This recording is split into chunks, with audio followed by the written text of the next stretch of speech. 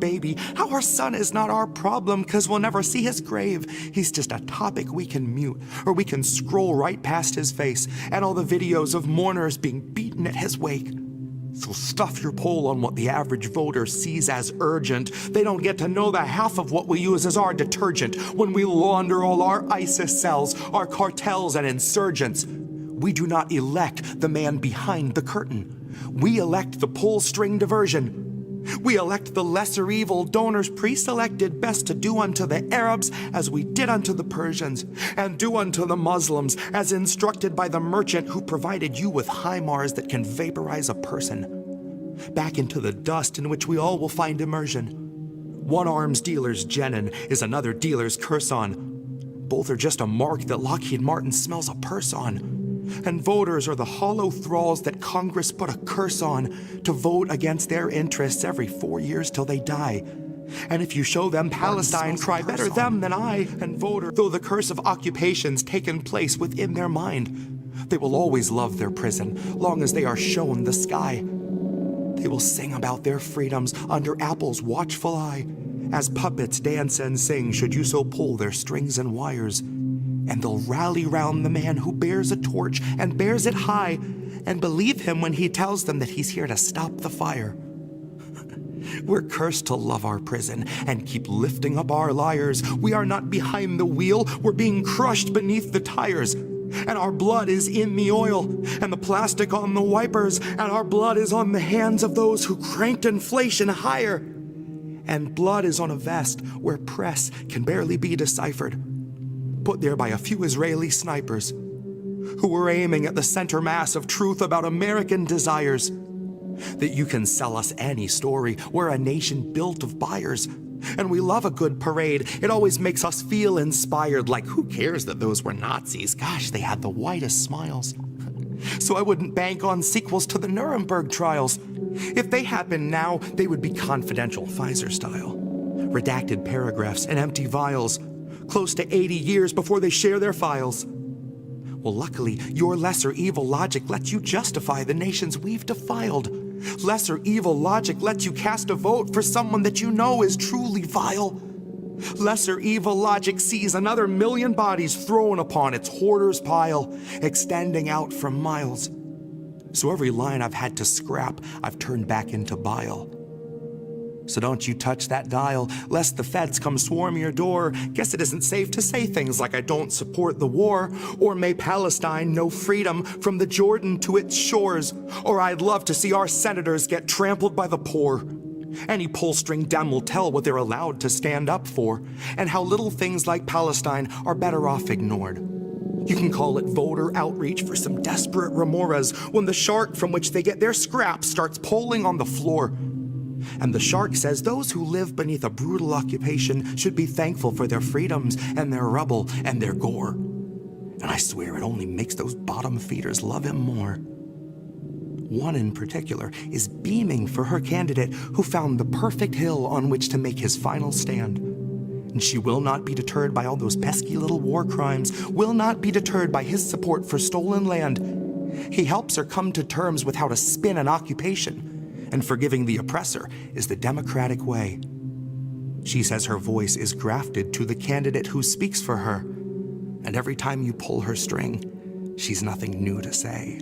Anybody who's deliberately targeting civilians, they should be prosecuted and they should be jailed, and the key should be thrown away. But, you know, I don't see any proof of that. He really does believe this, guys, to his soul.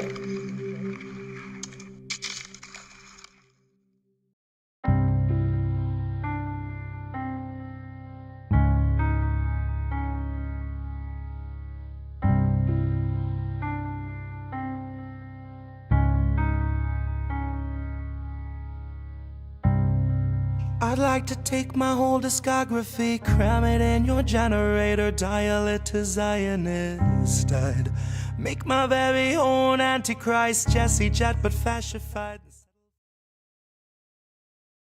Okay, we're back. All right, let's try this take two. Hi, everybody. Indian Reef. Holy crap. Okay, so we crashed again. This is like the second or third week in a row, and anyway. Back to stories. let's get back to this story that we started with AntiWar. And I'll have to reread it for the people who just showed up. Welcome if you are just joining us. If you have not, if you were before, like this new stream, please. We're back. We're going to try this again one more time. If we crash again, I'm going to read the stories and I'll put the clips out through my Substack and on my YouTube channel. But oof, this has been tough.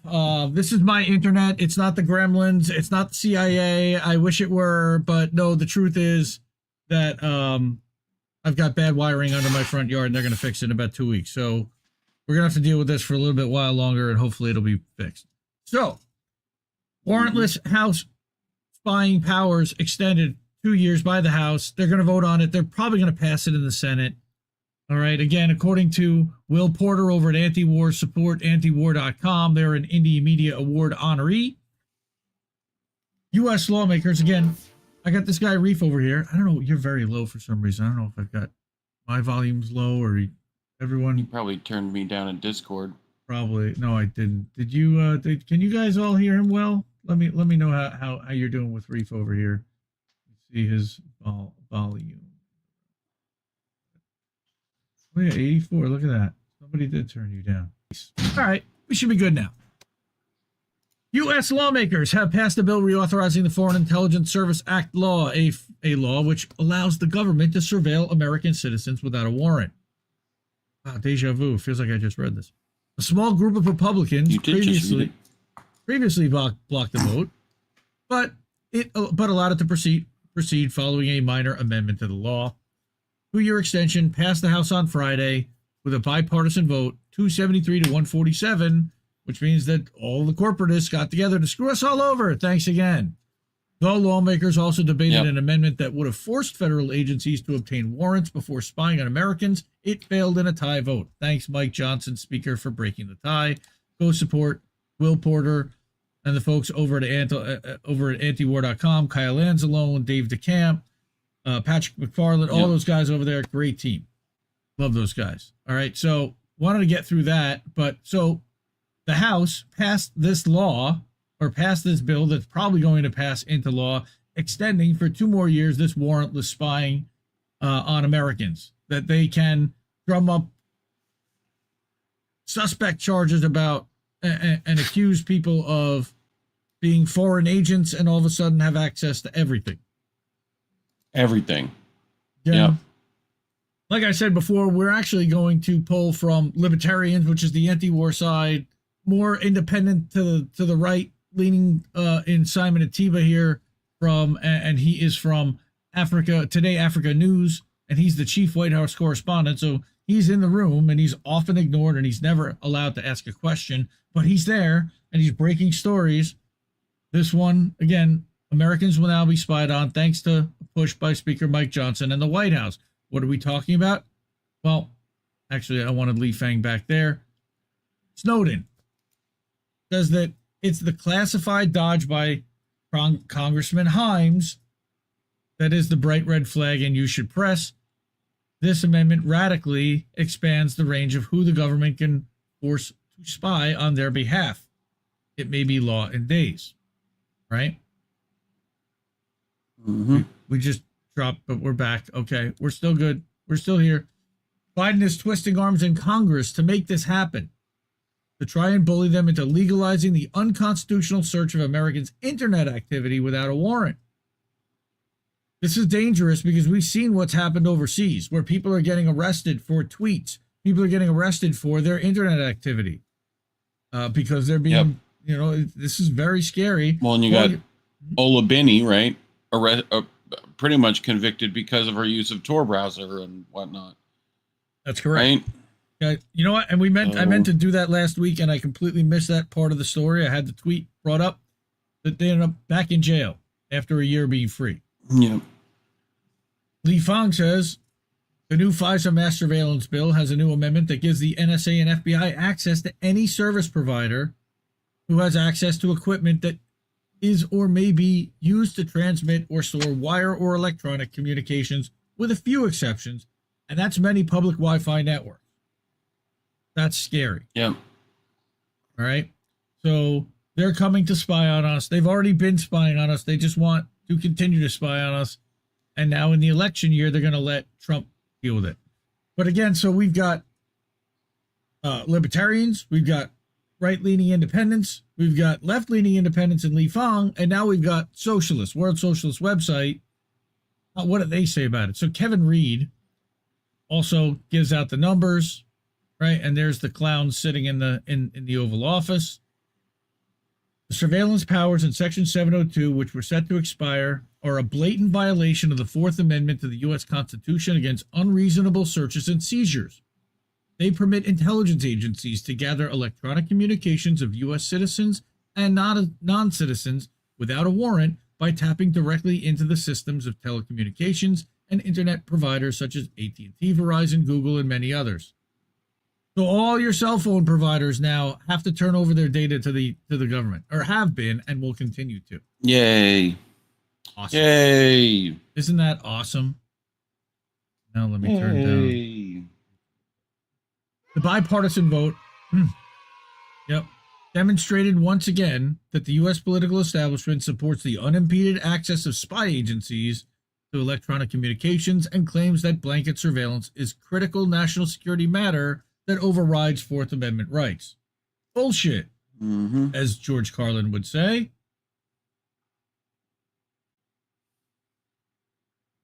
Right? According to the official language of the FISA rules, the U.S. intelligence agencies are authorized to collect email, text, and phone call data and monitor the communications of foreign citizens outside of the U.S. without the need for a court-approved warrant.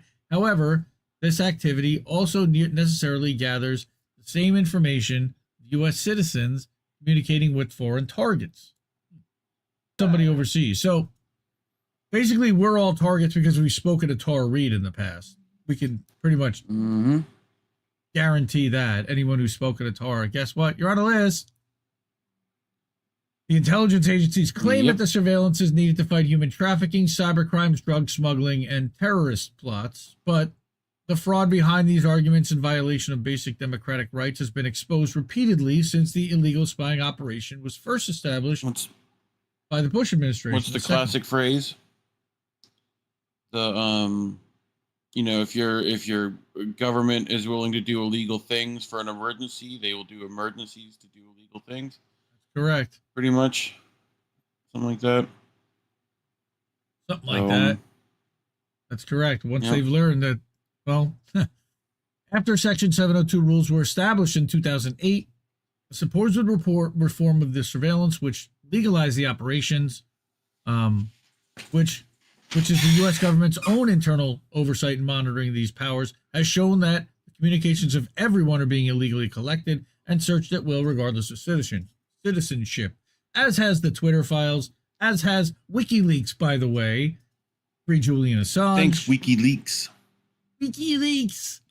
In May of last year, for example, unsealed court documents showed that the FBI violated the rules of Section 702 at least 278,000 times. Yes, that is 278,000 times. Documents show the FISA database was used in domestic law enforcement investigations into the January 6th U.S. Capitol riot, the mass George Floyd protests in the spring and summer of 2020, and 19,000 financial contributions to a congressional candidate. A little weird. During the political maneuvering on the House floor before the reauthorization bill was finalized and passed, a series of extraordinary but unsurprising events took place. President Biden reportedly made phone calls to individual congresspeople to flip their votes and defeat an amendment requiring the government to get a warrant before searching the communications of U.S. citizens. Why? Why? Why? Yes. Why? Why? The Democrat Biden was successful in blocking the amendment by joining with Republican Speaker Mike Johnson, bipartisan fuckery, who claims the president was not legitimately elected and is working directly with Donald Trump to disrupt the vote in the 2024 elections. Of course, the World Socialist website, their hysterical hair on fire January 6ers, all right, who cast the deciding vote for a 212-212 tie in the House. A tie equals a defeat. Then on Thursday evening, the White House issued a statement and said it strongly opposes the Warren Amendment because it would rebuild a wall around and thus block our access to already lawfully collected information in the possession of the U.S. government. In other words, since the data was already been gathered, in violation of the Fourth Amendment, the Constitution shouldn't be allowed to block the intelligence and law enforcement agencies from using it as they see fit. Well, Yep. I think it's also more that how do you put the horse back in the barn now that the horse has run away? And I think that's more the question here. And the answer is you've got to strip it out and you've got to make them get it all out of there and not use it.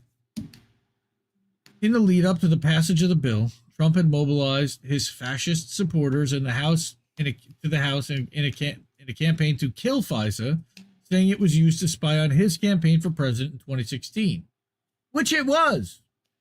Days before the bill was passed, it went down to defeat, which forced a number of adjustments, including the reduction of the duration of authorization from 5 to 2 years. Other modifications to the bill, which increased the surveillance powers, permit intelligence gathering on foreign narcotics trafficking organizations and vetting potential foreign visitors to the United States. Again, anyone coming from Russia or anywhere like that, I'm sure they're looking at closely. Maybe even China. The bill also empowers certain congressional leaders to observe classified hearings before the FISA court that authorizes national security of anyone and expanding the types of companies with access to foreign communications that can be required to participate in the program. That seems like it could be a bad thing. Maybe. Only if the government would use it for nefarious purposes, which they would obviously never do. Never do that. Come on, No. man. Come on, man. But behind the campaign of the Biden administration to pass the Section 2 to pass the 702 reauthorization is the hegemonic strategy of U.S. imperialism and plans for world war being developed by the Pentagon. And this is the problem, is that they see the entire world basically as being the enemy. And if you communicate with anyone in a foreign country, all of a sudden now you're on a FISA list. The Democrats and Republicans fear that the growing movement against the U.S.-backed Israeli genocide in Gaza and the U.S.-NATO war against Russia in Ukraine. Right. So they want to spy on everybody that's talking about that. They want to be able to lock them up and control that narrative. Yep. Section 702 surveillance powers are a critical part of the repressive apparatus being built up with the aim of suppressing opposition to war among young people and the working class. That's why I brought this article. That's 100% accurate. Kevin Reed nails that. Right? The defense of democratic rights cannot be entrusted to any section of the capitalist ruling elite, including the nominally liberal wing. Because scratch a liberal and a fascist bleeds, and we're seeing that. It requires the independent political mobilization of the working class in the fight for socialism. Ooh, the big scary word. The big scary word. Socialism. And it's not quite communism. That's even scurrier to them. So, oh no. We're still here. Okay, so we made it through first story. All right, Adam Ayers, we love you. You're the best. Are you playing with a cat toy, Reef? Probably. Me? No. They're called Beglary for all the autists out there who need sensory stuff to pay attention. You know? Beglary. I like the silicone covered ones because they don't make noise. I don't want a Beglary. Beglary. I don't want Beglary. I don't want a Beglary. I want a Beg Jerry. Yeah. Yep. Okay. Anyway, cat toy. No cat toys. The Accord Lord, Sean the Accord Lord Miller, scurry communism. Yes, thank you for making it back to us. Yes, your notifications have been wiped out several times. I don't know why.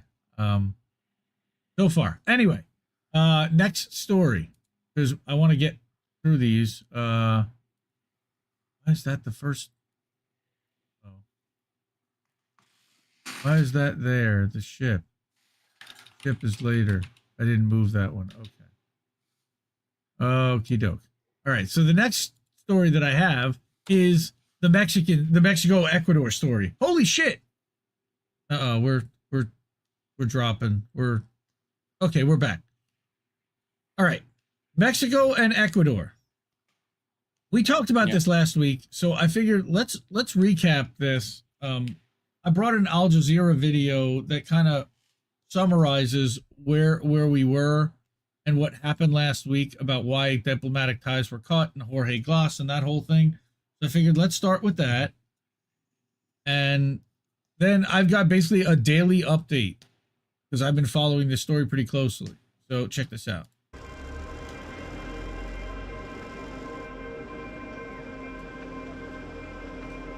Oh, you can't see it, Reef, unless you watch on the... Sorry, I'll see it in a second.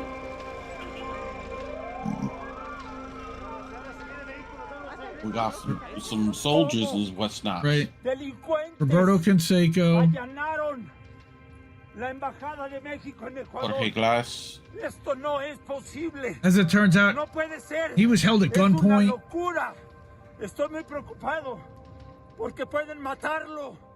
No hay ningún fundamento para hacer esto. No, esto es totalmente fuera de toda norma. Glas has been convicted of corruption and bribery, but it was about the Obrador car wash thing, and that's totally shady.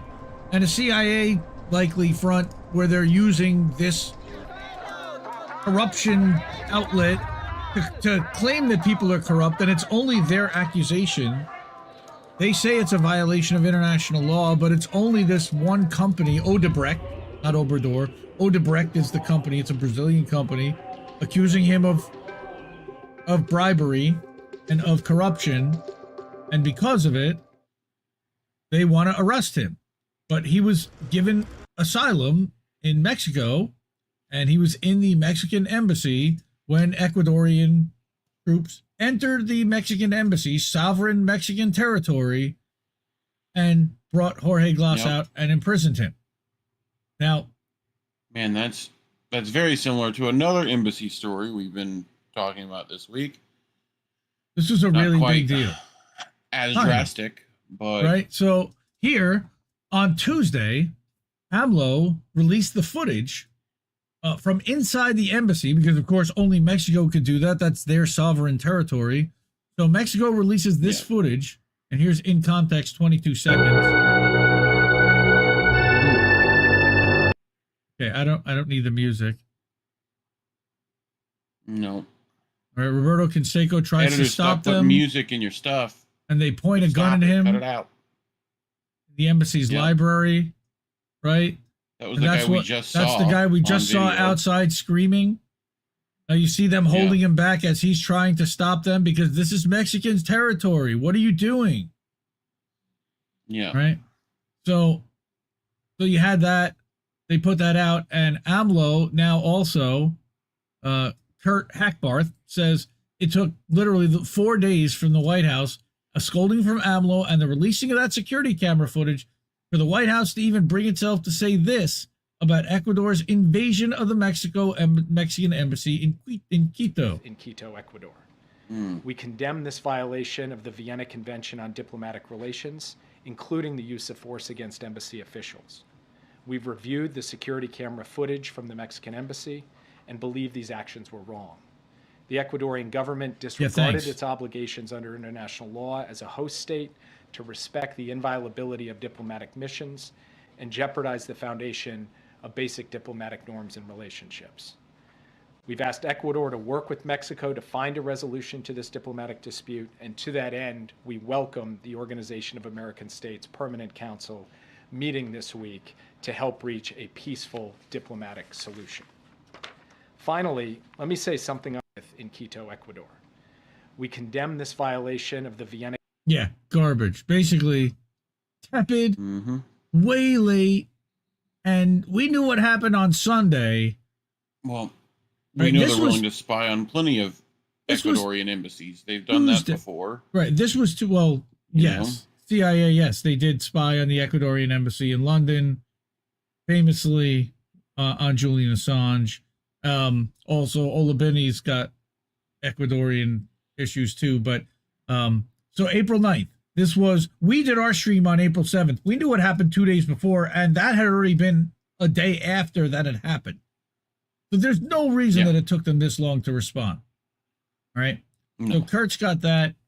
All right. Then you have the president who is announcing that Mexico is taking Ecuador. Now, this is again on Wednesday, taking Ecuador to the World Court, the ICJ, after it raided Mexico's embassy in Quito and seized the ex-VP who had been granted asylum.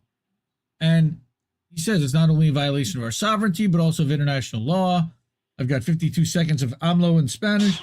Ecuatorianos, que son nuestros hermanos, para que no haya nada que temer. Nothing to fear. Como siempre lo decimos, no somos iguales. Nosotros no somos autoritarios, no somos fascists, no podemos quedarnos callados ante un agravio como el que sufrió nuestra representación diplomática en Ecuador, y por eso vamos a presentar nuestra denuncia en la Corte Internacional de Justicia, porque se trata de una violación no solo a la soberanía de nuestro país, sino al derecho internacional.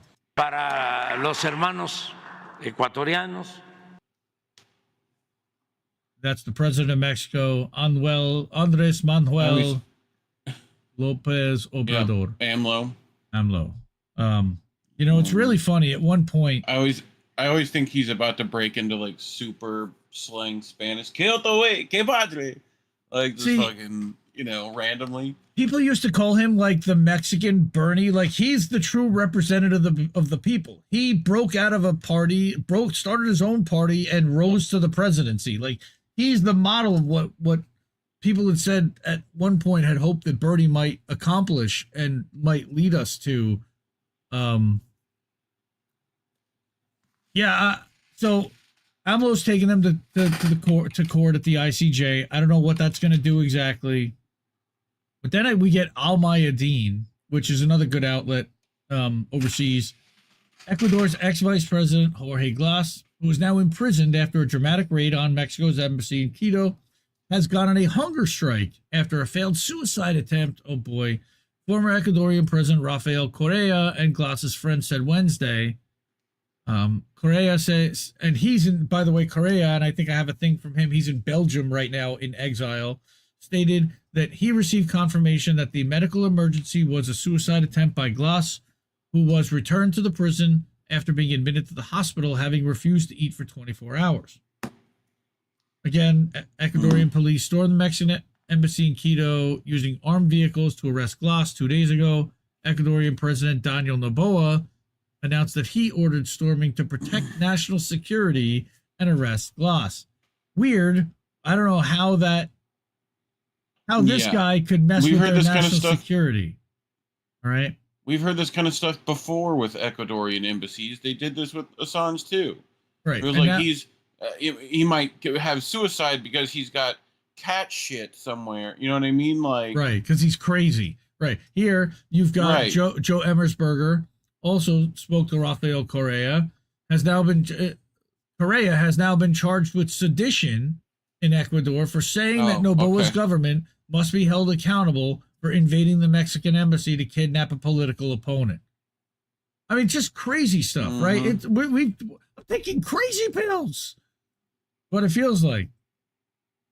Now, Friday, finally, we've got a little bit of good news and some bright spots. This might even been Saturday. No, Friday night, Ecuador's courts rules that the detention of ex-Vice President Jorge Glas was illegal and violated national regulations for the search of diplomatic missions. Of course it was. All right. Glas remains detained by the Noboa government against the court's ruling. Now you've got a rogue government that's ignoring the courts.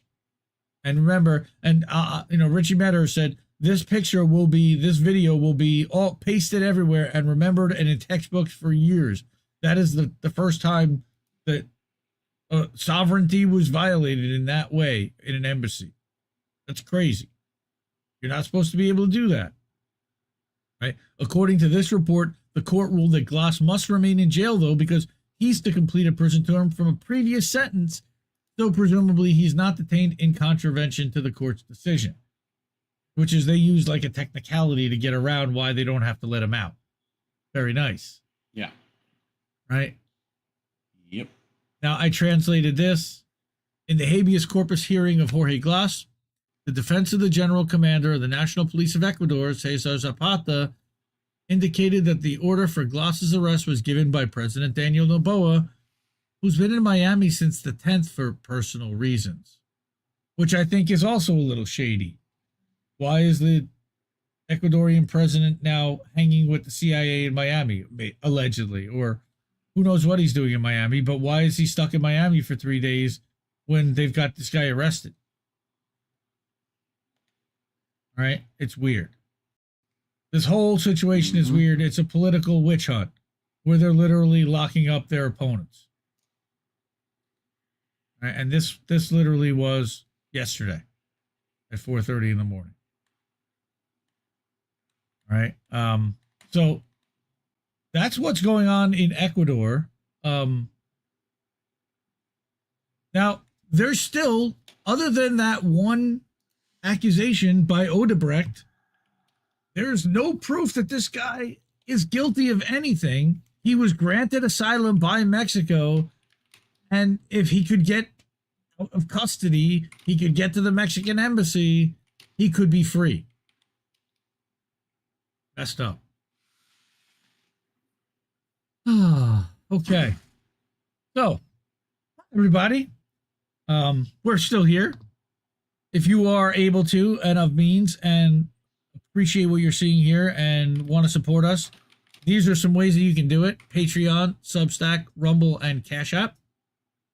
Patreon.com/Indie News Network.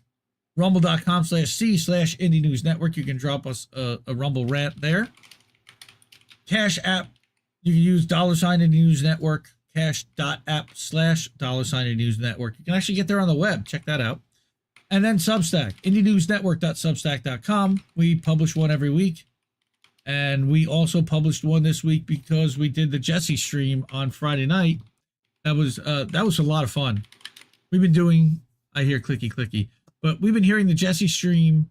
We've been doing these Jesse streams for a couple of weeks now.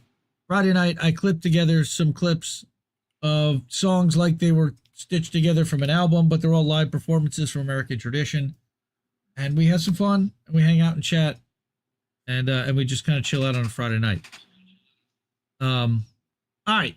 So Adam Ayers, yes, very concerning. Agreed. You don't have to get you don't get to have wrong think anymore. That's correct. All right. Non-neurotypical, pretty. Yeah, that's you, Mr. Reef over there. All right. Yep. High level ADHD. So, yes, it's a curse. You know, and a gift in some ways. What's a popular resort for international criminals? I'm missing out on the conversation here, but something. Wesley, hook us up with that. All right. Oh. So first bonfire of the year Anna had last night. She was the other night, and she was listening to. We did co-opting the grift. So we did live songs from the co-opt and live songs from the grift, and that was a lot of fun.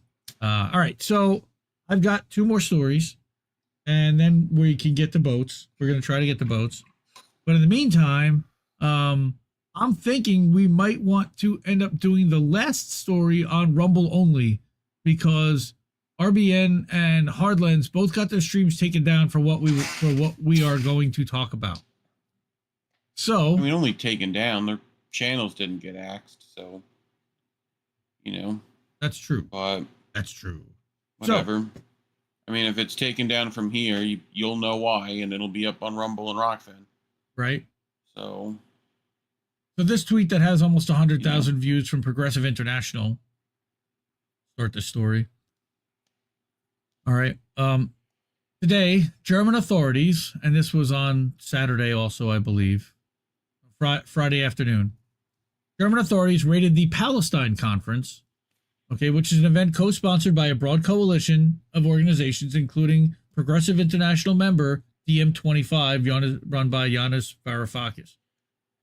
Some 2,000 Berlin police officers. Say that name again 3 times fast. Yanis Varoufakis. Yanis Varoufakis. We're going to talk about him later. Yanis Varoufakis. Yanis Varoufakis? Yeah. Yanis Varoufakis. Some 2,000 Berlin police officers mobilized to block access to the building, disable the live stream, cut power to the facility, and arrest participants. Okay? Ghassan Abu Sittah, who's a doctor who was meant to speak about his experiences as a surgeon in Gaza, was detained at the airport and sent home, by the way. This vicious act of repression, that's really loud, your chair. This vicious act of repression speaks volumes to Germany's complicity in the genocide in Gaza. It cannot be allowed to stand. The Progressive International stands in solidarity, of course, with the participants, organizers, and those putting their lives and freedoms on the line to oppose the genocide in Palestine and around the world. And look at the fascist pigs surrounding the event, blocking anybody from getting in there. That doesn't remind you of like another era, does it? At all? No. All right, our friend Kathy Vogan from over in Consortium News, speaking truth is forbidden. She wrote it in German. Like that same era where the Porsche was invented. That Volkswagen Beetle got started then. That could be. They had a different leader then. So Mercedes.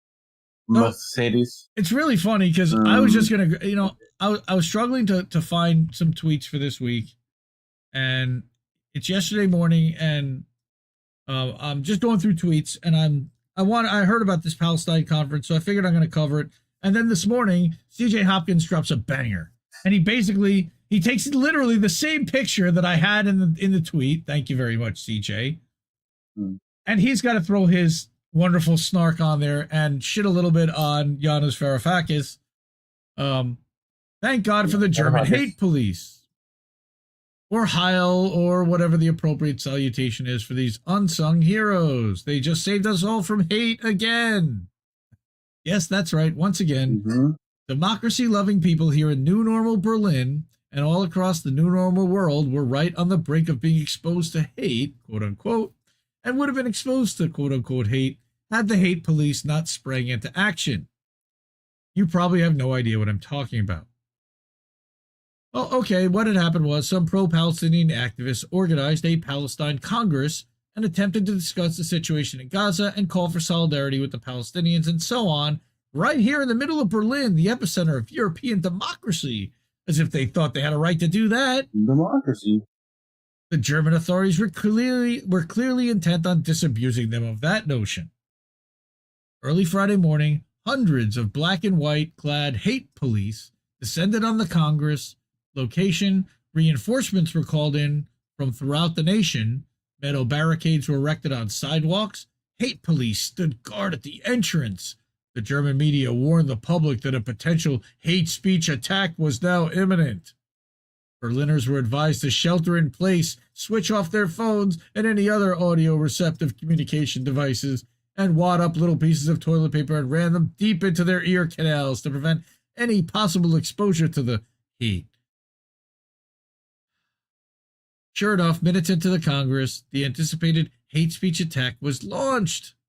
A Palestinian activist, Salman Abu Sittah, who had written an article that allegedly expressed understanding of Hamas and thus had already been placed on the official German no-speak list, started speaking to the Congress on Zoom or whatever, or it isn't quite clear whether he actually even started speaking. According to a hate police spokesperson, they raided the Congress because, quote, there was a risk of a speaker being put on the screen who in the past made anti-Semitic and violence-glorifying remarks, unquote. Okay. Because they would care. Right? German police. Anyway, the hate police stormed the venue, pulled the plug, dispersed the crowd, and banned the rest of the Palestine Congress, which was scheduled to continue on Saturday and Sunday. They arrested a Jewish guy who was wearing a Palestinian flag kippah, presumably out of an abundance of caution. I love CJ. But these are people who want to ban fucking sliced watermelon because it's now anti-Semitic. Yep. But the hate speech attack wasn't over yet. It was one of those multi-pronged hate speech attacks, or at least it involved one other prong. Earlier that morning, or perhaps while the hate police were still neutralizing the threat at the venue, Dr. Ghassan Abu Sittah, a prominent British surgeon who had volunteered in Gaza and was due to speak at the Congress, was intercepted by the Berlin airport hate police, refused entry into Germany, and forced to return to the UK. The airport hate police informed the doctor that he was being denied entry to ensure the safety of the people at the conference and public order, he told the Associated Press.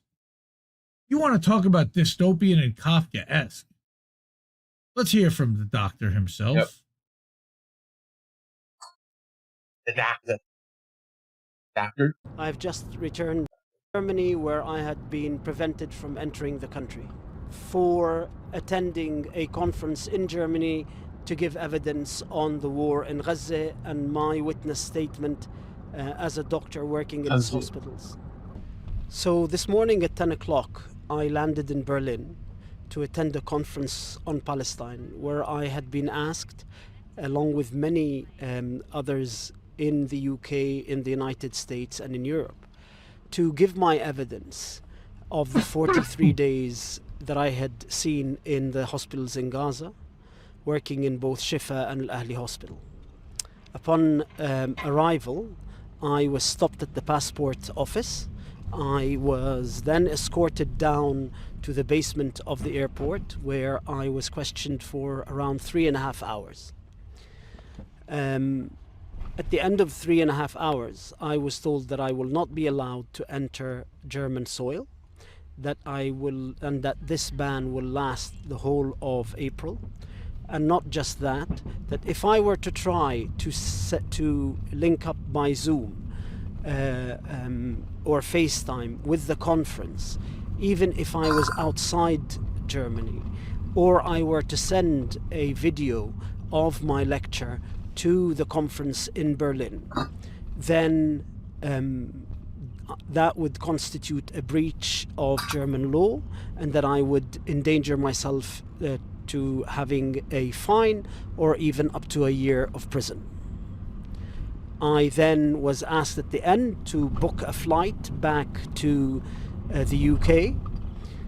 My passport was taken away from me, and then I only got my passport back as I was boarding the plane. As Germany is defending itself against the Nicaraguan charges that it is an accomplice to the genocidal war, as described by the International Court of Justice, this is exactly what accomplices to a crime do. They bury the evidence and they silence or harass or intimidate the witnesses.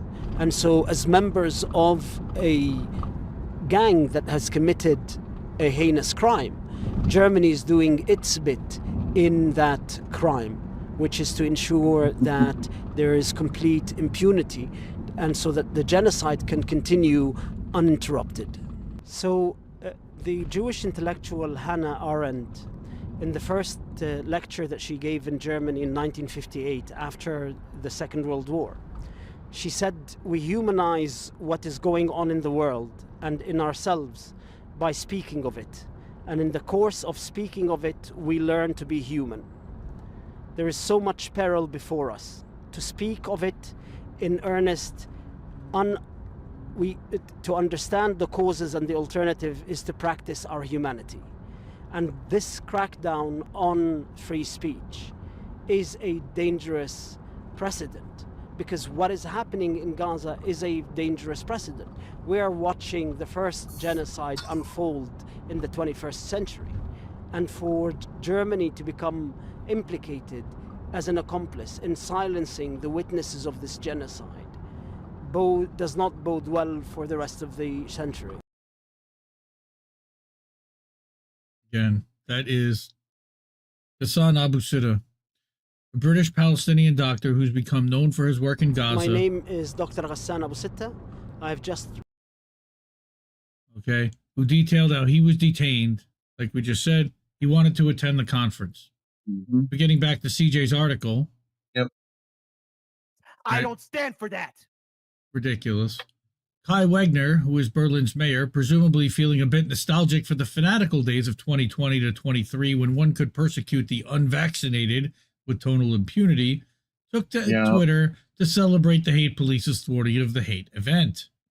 Insane. Anyone who does not abide by these rules will feel the consequences. Well, and those people who watch this show often will talk about, well, it should be CJ Hopkins, no? Who's the guy who has the book with the, you know? Yes, that's CJ Hopkins. Like, that's the same guy. Now, right. The pro-Palestinian activist community attacked him for having a book with a, you know, vague, like, watermark of a swastika on it. Right. To allude that, you know, anti-vax, whatever. Well, like, that they're behaving authoritarian and like Nazis while they continue to destroy speech and kick kick people who are reporting about their experiences in Gaza out of the country and not allow them to speak.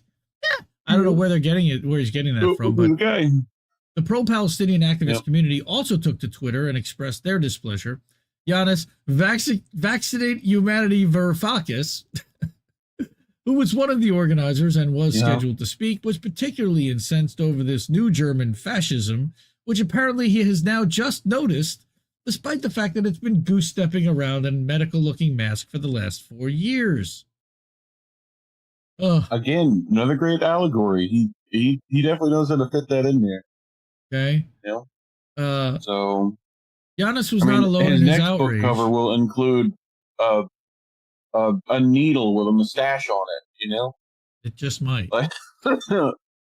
Yanis wasn't alone in his outrage. An increasing number of mainstream German journalists, authors, academics, and other members of the professional progressive classes are stunned that the new totalitarian society that they fanatically ushered into being during the so-called COVID pandemic era, or stood by in silence and watched it happen, is now unleashing its fascistic force against them.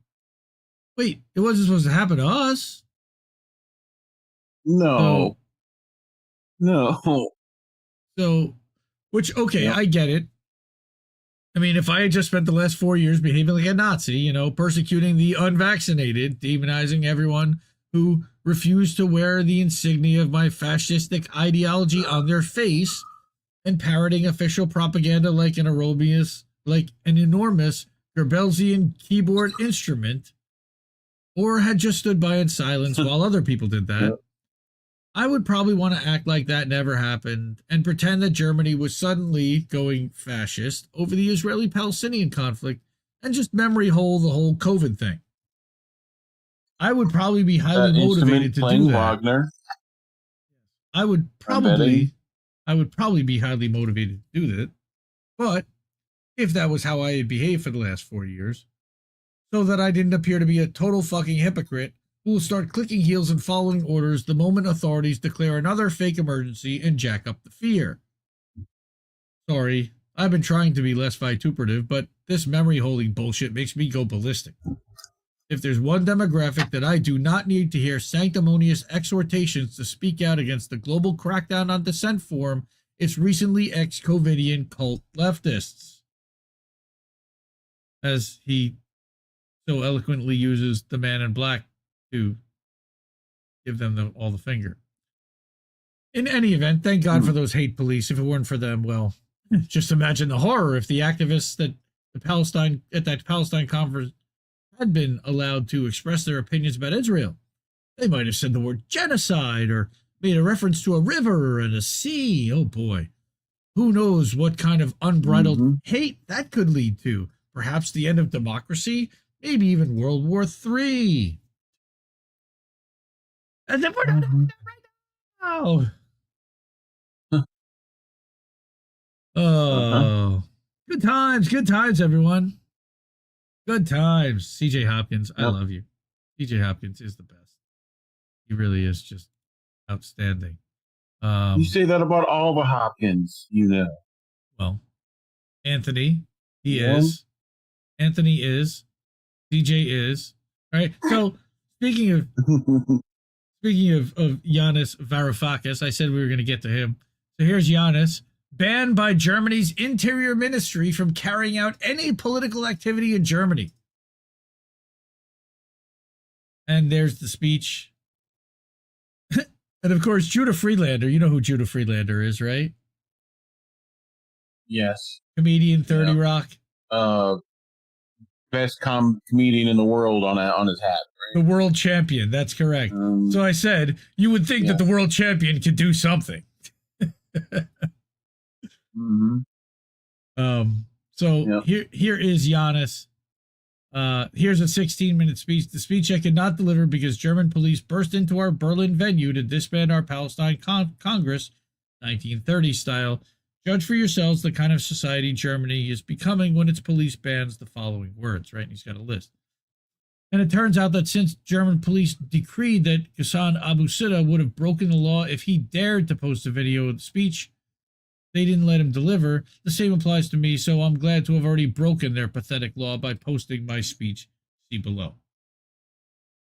And there is the full speech, which you can read. I'll put the link to it in the description after the show.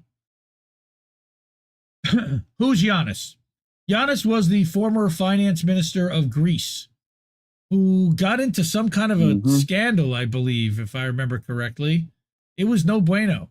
Now, was he taken down because he was trying to change shit?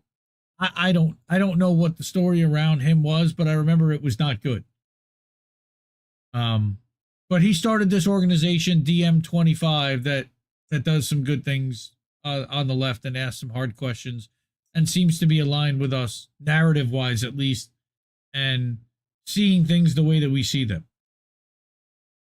So that was Yanis. Yep. All right. So amazingly, I only have one more story left. And that story is Iran is safe and effective. And Iran, oh so far away. No, that's Iran, not Iran. Yes, and it blows her mind to think how many dissidents have been murdered by the state in her lifetime. Yep. I'm with you on that.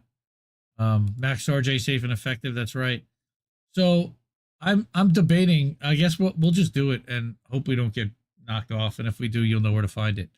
All right. Yep. And away we go. Friday morning. Of course, I wake up and I see this in my feed from Sal over at What's Going On with Shipping.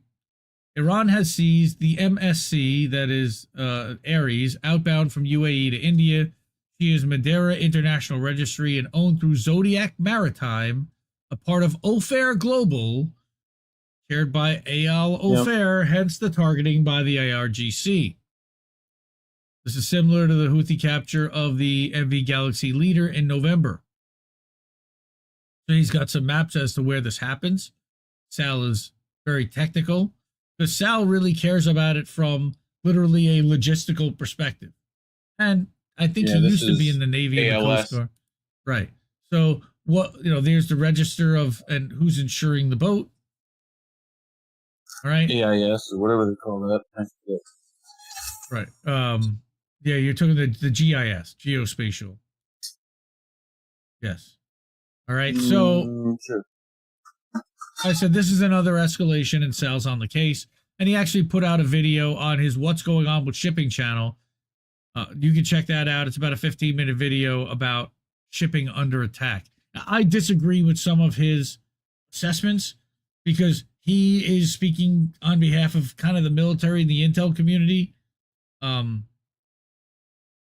He is, acting like Iran is the aggressor here, and that this is completely unprovoked, and we know that that's not the case. But more information about it Lowkey online says the MSC Ares ship, which appears to have been seized today near the Strait of Hormuz, is owned by Zodiac Maritime. So why does that matter? It's well-documented fact that Zodiac Maritime has a history of transporting Israeli elite units across the region to carry out assassinations in the UAE and Iran. On top of the fact that they are an Israeli register or an Israeli-owned ship, there you go. Zodiac Maritime is owned by billionaire Israeli Ofer family, and despite its history as a front for Israeli intel being covered by both the Times and Mint Press, it has remained a British registered company, amazingly enough. All right, and there is AIS, by the way, automatic identification. Ah, gotcha. Okay. GIS is the mapping. Yeah, Ofer ships took Mossad agents to Iran. This was in 2011. AIS tracking or whatever. It works. 2011, right? You say? That was in 2011. Yep. So they've been doing this a while. That's Lowkey over at Mint Press. So now, not just the Houthis. I would like to remind people that have been doing this, whole group of people. Right. Iran released video of them seizing the ship. So here's 30 seconds of that. Yep. Boarding and seizing the ship. Yep. This is a nice lead into boats. Kinda. Sorta. Hey, things up, don't come out. Hey, things up. Here they come. Here they come. Ah! They're going down the rope. There's one. Here comes another one. Yep. So that's them boarding the ship. Shout out to HotSpot for the video. I know that they probably yanked that from somebody, but they do good work. Follow HotSpot at HotSpot Hotspot. Give them a follow over on Twitter, over on Instagram, over on TikTok. Those guys too. So nice. They named it twice. Now, HotSpot.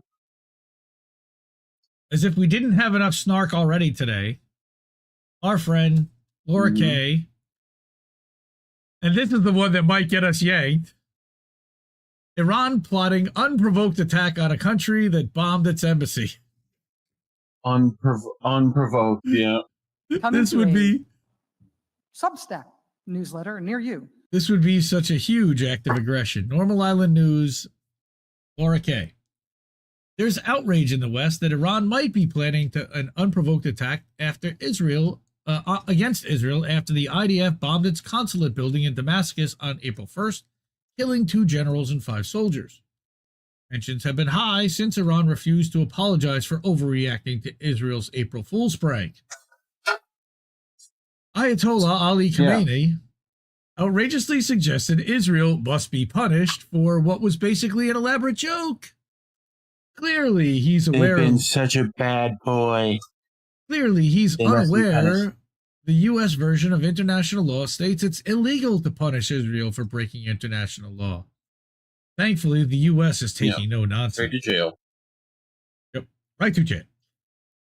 Acting U.S. President Antony Blinken explained, AIPAC told me to say the revenge attack that has not happened is an unwarranted escalation from Iran that risks destabilizing the region.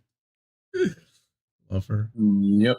Israeli Prime Minister Benjamin Douchebag said, the moment the fighting stops, my political career is over and I'm probably going to jail. Therefore, the best thing I can do is start a war with Iran to stop Iran from starting a war with us. Yep. Obviously, war with Iran would be the sensible option because it should keep Benjamin Netanyahu's political career alive at the small cost of millions of innocent lives and the collapse of the global economy. What could go wrong? Yeah, he just throws a dart at the wall of brown people to see which ones he decides to fight this week. No, it's all of them. Yeah. A spokesperson for BlackRock said, quote, worldwide economic collapse would present us with lots of unique and interesting business opportunities, unquote.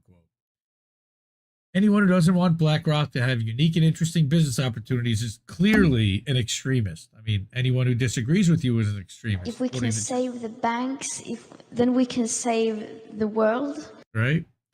Yeah. Iran insists that it's looking for a political alternative to a military response, but I'm told it mocked up images of a missile strike against Haifa International Airport. The Vienna Convention of 1969 states nations must not share memes that scare Israel on social media, but it says nothing about attacking embassies, so we all know who the real aggressor is. Yeah.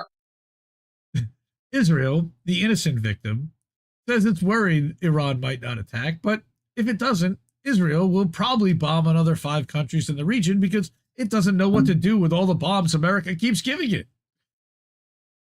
The last thing Israel would want is for its neighbors to destabilize the region by objecting to being bombed, but that's exactly what's been happening. Some have even showed footage of Israel bombing aid workers on social media and aggressively pleaded, please stop doing this. It seems everyone is misinformation, right? That didn't happen. Nope. That totally didn't happen. Memory hold. It seems everyone's objecting to Israel's proportionate extermination of the Palestinian people and its diplomatic missile strikes against its neighbors. Thankfully, Germany is showing genocidal solidarity and banning anyone who talks about Israel's blood rage from entering its country. I understand it's even considering the possibility of putting Israel's critics into concentration camps to absolve itself of guilt over the last time it did that sort of thing. Holy shit. Allegedly, we talked about that allegedly on INN News. It's good to know now, whatever happens next, Germany will be on the right side of a world war for a change. Oh, God. Oh, Laura K., Normal Island News, the best satirist out there going, and it's not even close. Adore her. She's the best. Now, seriously, here's what the Cradle reported on this story, because I figured we should get kind of a lefty, serious perspective. Okay, again, we know that Israeli ships have been reportedly using a sea-to-land corridor that crosses several Gulf countries to bypass the trade damage done by the Yemeni attacks in the Red Sea. Huh. So what's going on here? What's going on? Israel's semi-official Tasnim news agencies, semi-official Tasnim news agency, reported on Saturday that the IRGC Navy seized an Israeli-linked cargo ship in the Persian Gulf region. Earlier, the AP reported that a regional defense official shared with them a video of the attack, that's the one we showed, which targeted the Portuguese-flagged MSC Ares, a container ship owned by the Israeli billionaire Eyal Offer's Zodiac Group. The MSC Ares had been last located off Dubai, heading toward the Strait of Hormuz on Friday, and had turned off its tracking data, a practice common for Israeli ships in the region. Huh. I wonder why. Yep. Wait, Israeli ships have been targeted in the Gulf region? What? Why? Why? Right? Since November, the Ansarallah-led Yemeni armed forces, correct, not Houthi, but Ansarallah-led, have targeted Israeli-linked ships in the Red Sea in response to Israel's genocide in Gaza. Whoa, what happened there? Something popped up. Hey, go back. Close that. How do I close that? Oh, there we go. No. There we go. I got it. We're good. All right. So, Israeli ships in the region. Since November, the Ansarallah-led Yemeni armed forces have targeted Israeli-linked ships in the Red Sea in response to the genocide in Gaza. Iran and Yemen are close allies. Yes.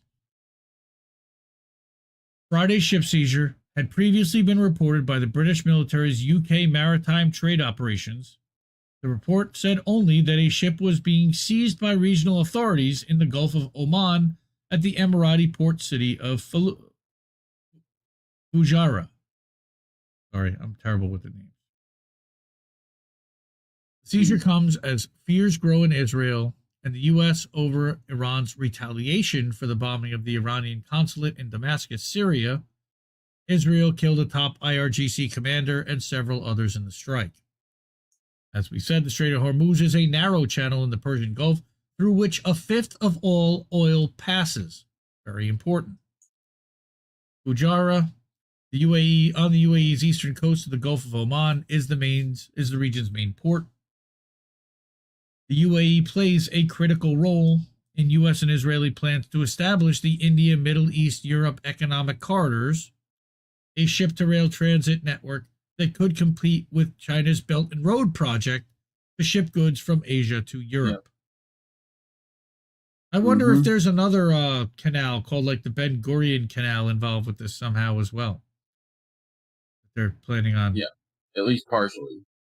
Iranian targeting of commercial ships in the Strait of Hormuz and the Gulf of Oman could disrupt the establishment of the IMEC project. And I kind of hope it does, honestly, because we have no business there. Yep. We have no business there.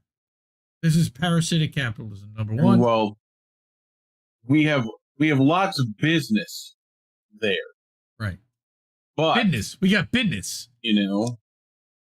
We got business. Right. Lots of business. What was on the ship? I don't know what was on the ship. It was just a container vessel.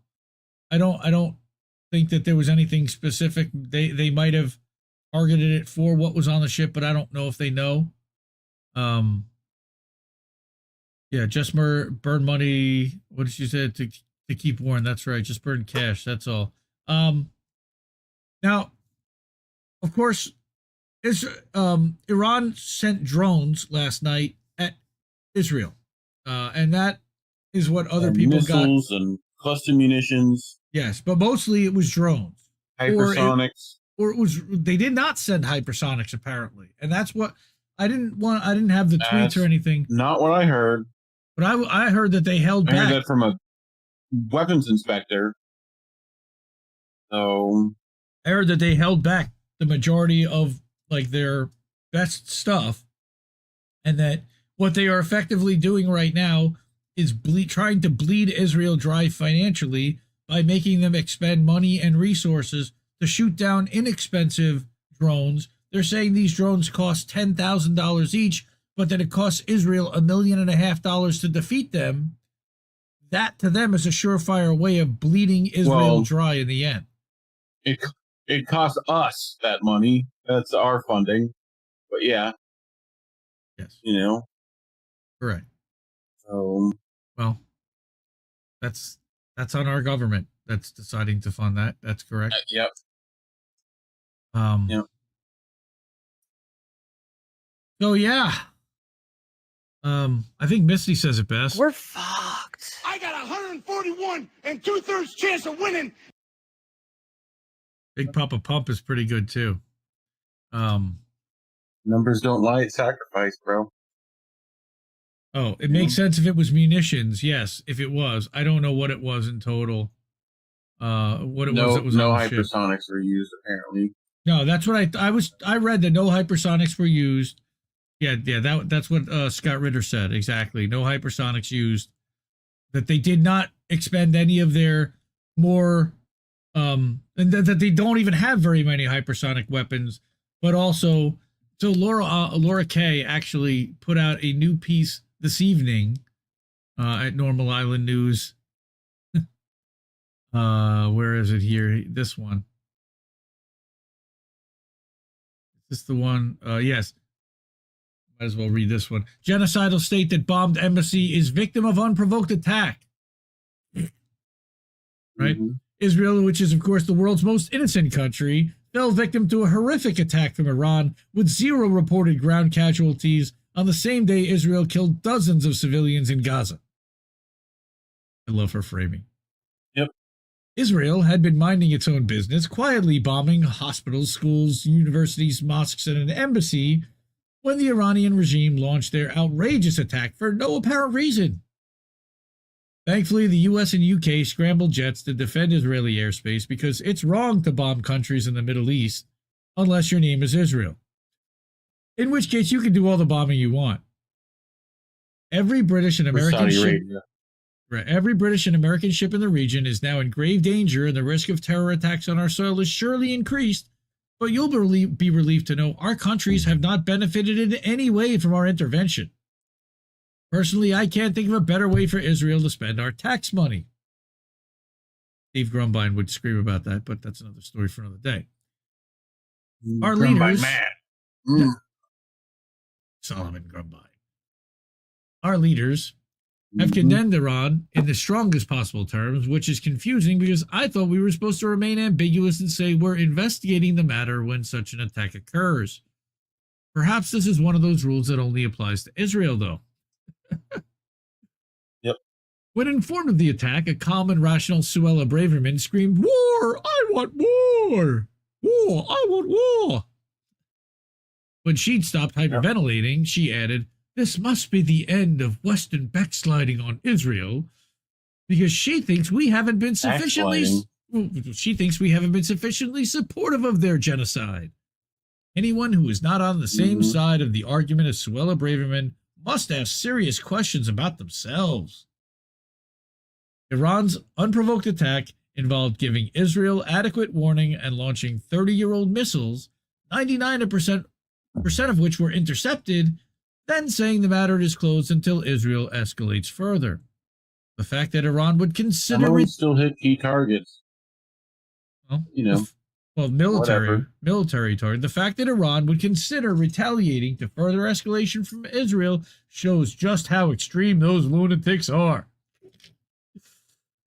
Among Iran's targets was the Israeli airbase from which the missiles that struck its embassy were launched, killing 13 on April 1st. Yep. As of yet, we have no indication as to why Iran carried out the attack, but we're going to tell you it's because they want to start World War III, psychos. Conspiracy theorists have suggested it's actually Benjamin Netanyahu who wants escalation, but it's unclear why the man who faces political oblivion and possibly jail would be incentivized to draw his allies into the fight and cause everyone to forget his many war crimes. Israel, the country that definitely does not want war, has vowed unprecedented response against Iran, which will probably kill more than 0 people. If Iran expresses disapproval at Israel's next mass murder, it's because they're trying to destabilize the region. At this point, we'll have no choice but to help Israel do to Iran what we've spent 6 months helping them do to Gaza, launch precision strikes that destroy 70% of the buildings in the country and leave survivors living in tents. Worryingly, and this is why I brought this up, we've just discovered at the most convenient moment that Iran has enough uranium to build 12 nuclear bombs. Allegedly. If it were true that Iran had so much... has them either, but, whatever. If it were true that that Iran had so much weapon-grade uranium, it would be incredibly stupid to attack them, but we're going to insist that we must attack them because we're weapons-grade idiots, and we think you are too. Please just switch off your brain and accept what you're being told, you simpletons. What matters is rich people can afford nuclear bunkers if this all goes horribly wrong. And in the meantime, you can look forward to lots of exciting stories in the media about bringing back conscription and describing how you're likely to die in humanity's final war. Are you looking forward to radiation sickness and nuclear winter? Because they sound like brilliant fun. And for more radiation, and for more away and be all right. For more radiation fun, check out the Geiger Age on jessejett.bandcamp.com. That's a rockabilly story about what happened right after nuclear war. I love Laura Kay. A couple of stim packs. Some of you might have become ghouls. It's going to be great. We'll live forever. She's as good as be a little stinky, but among the best of us. So I wanted to prepping you with a new Fallout series on HBO. Right. So good.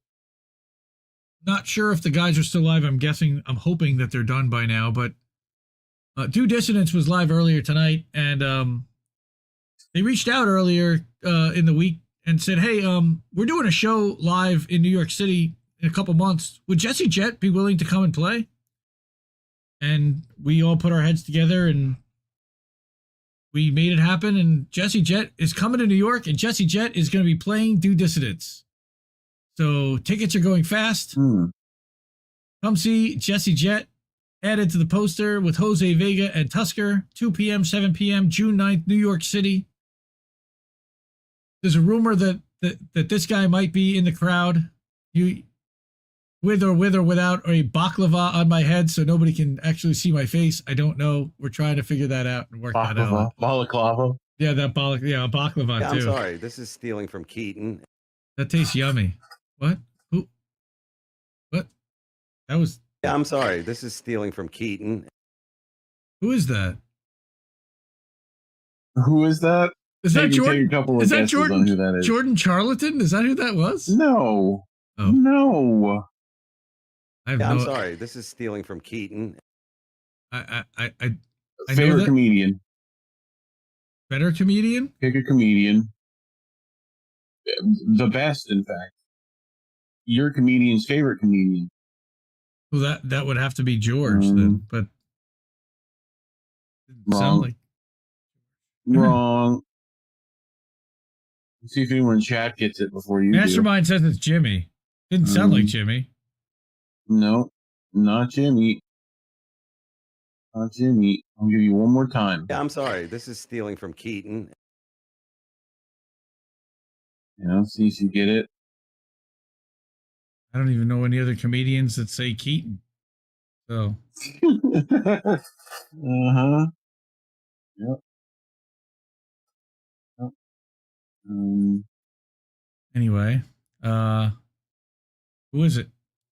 Doing his Dissidence. Yeah, those guys.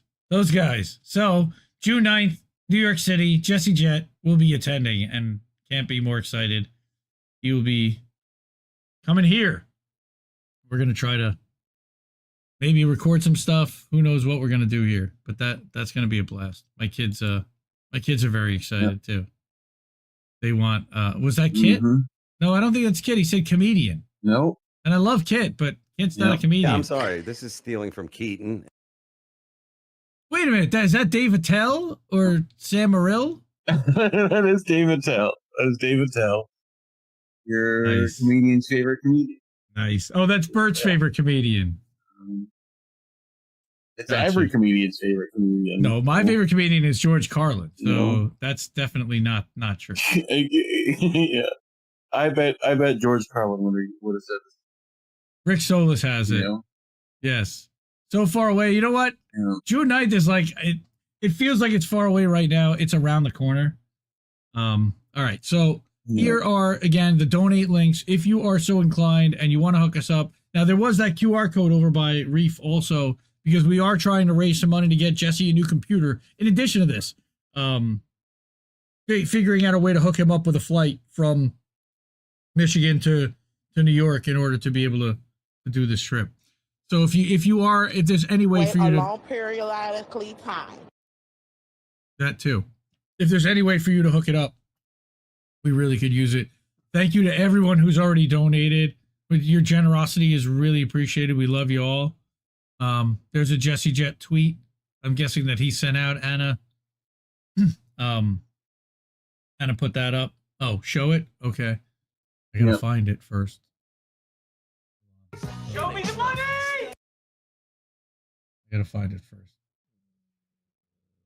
Show me the money! There it is. Where's the money, Lebowski? Now I know why. Yes. Howdy, partner.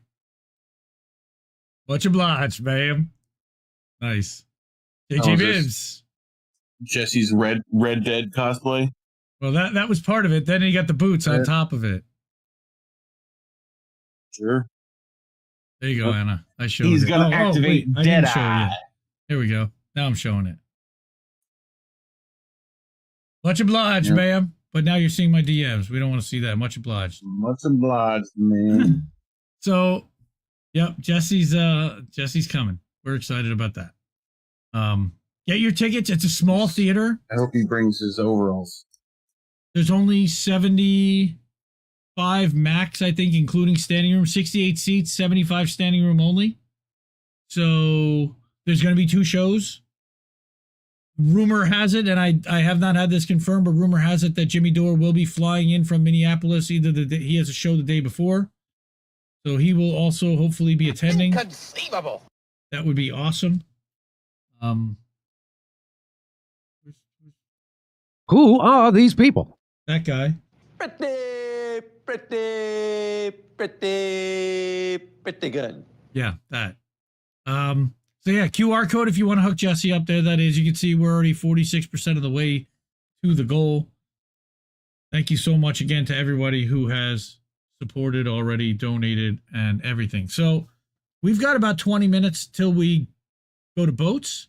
I guess in the meantime, this week on INN, we have got Monday, Tuesday, we don't have anything scheduled. Wednesday, INN News. Thursday, they've been doing Politically Homeless. They did not do one this week. I don't know about Crab and Snow Himbo if they plan to. Friday, we are going to do a Tara show, I believe, and then Angel in the Afternoon is going to get to his episode 50. Friday night, we'll do another Jesse show. I have to decide what album we want to pull songs from, or if I want to do a covers night or a spoken word night. I may do a Seuss Craft where we do all Dr. Seuss and all H.P. Lovecraft pieces. Trying to decide what to do. If anybody has any ideas or has any requests like Anna, just shoot that over to me, and I'd love to hear your thoughts on that. Saturday, we got the wrestling show, Angel Pro Wrestling Talk, Angel and Miss Witchy Perfect. They're doing great with that. And Saturday night, we're going to try this one more time. You know, Snow Himbo has had a lot of connectivity issues. He got booted after 40 minutes last night. He tried streaming Outcast 2. Frustrated as shit. We think that Restream may be part of the problem, so he's going to bypass Restream and going to go directly out to YouTube and possibly Rumble from OBS and see if that fixes the problem.